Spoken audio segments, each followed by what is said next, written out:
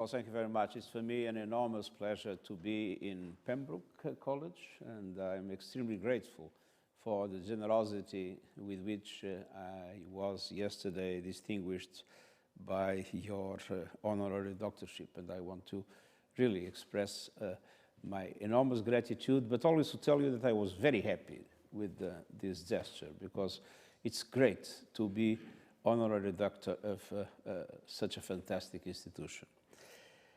Now, do you know how many years ago it was discovered the principle that CO2 in the atmosphere would affect temperature? 165 years ago, Alice Foote discovered it, which means we had 165 years to make it normal, to avoid the problems of climate change, not to be addicted to fossil fuels, to have more, I would say, healthy habits in our lives, and to organize our societies in a way that would be compatible with peace and harmony with nature. But we spoiled everything because we completely forgot during these 165 years to do everything that was necessary to avoid climate change. But we had time. And of course, in the beginning, that was not a problem, but my generation is indeed responsible for the fact that with a clear conscience since decades that the problem would come and would come with the intensity it's coming, we really didn't do it. Now, the first ethical question is an intergenerational question. I mean, things are organized in our political and economic mechanisms for the interests of the future and the interests of future generations to be sacrificed to present interests. For instance, in an economic calculus, if you ask for the value of something that will be received in 20 years, the present value, that value is discounted. So it's the interest rates functioning the other way around, which means that in all the construction of our economy, there is this idea that the future has less value, which means that our mentality has been developing in a way in which future generations are neglected in relation to our present interests. And this is, of course, a huge ethical problem. Then countries know that, and other actors know, that climate change is a threat and that people should reduce emissions. And we enter into the so-called tragedy of the commons, in which each country understands and believes that the world must reduce emissions, but the country itself goes on increasing its emissions. And this is another ethical problem that we still face today in relation to many. I mean, many are behaving well, probably too late, but or late, but well, but others are still responsible for this tragedy of the commons. Then we have, of course, an ethical problem with biodiversity, with the other species. We are sacrificing species at a speed that is unimaginable. 1 million species is at risk today, and all this is linked to climate change. There is a perfect connection between climate change and biodiversity, as you all know. And then we have a serious ethical problem in relation to the world today.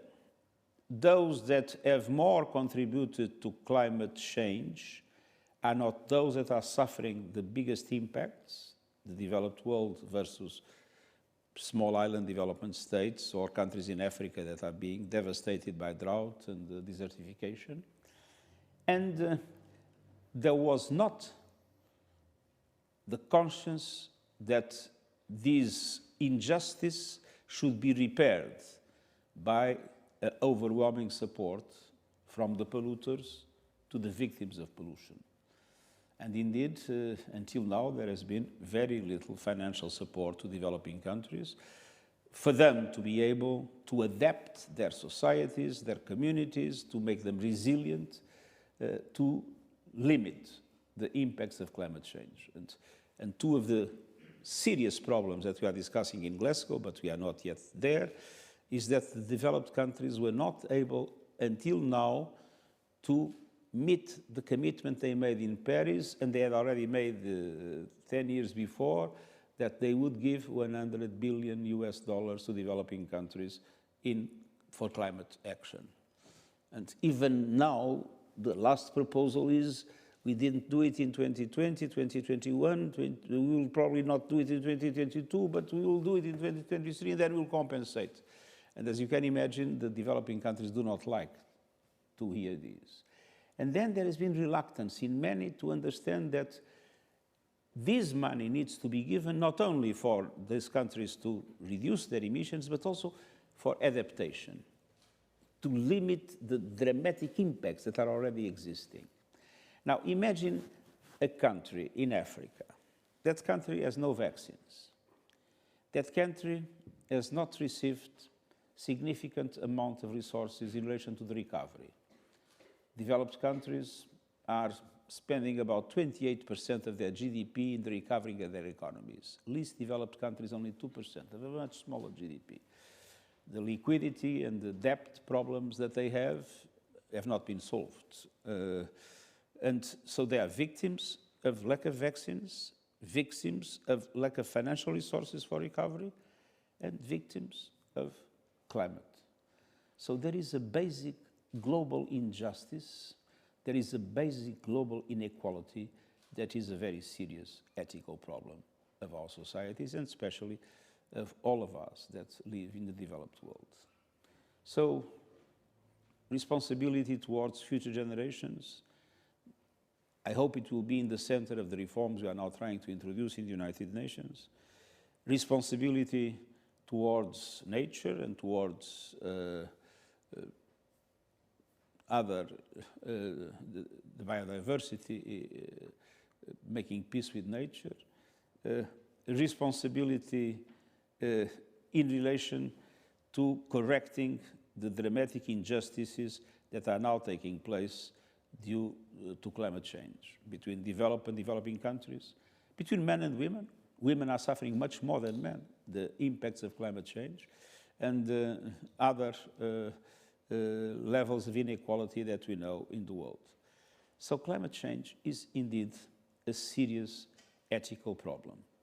And allow me to pay tribute to Cambridge again, because when confronted with the idea that the interests of future generations were less relevant than the present interests,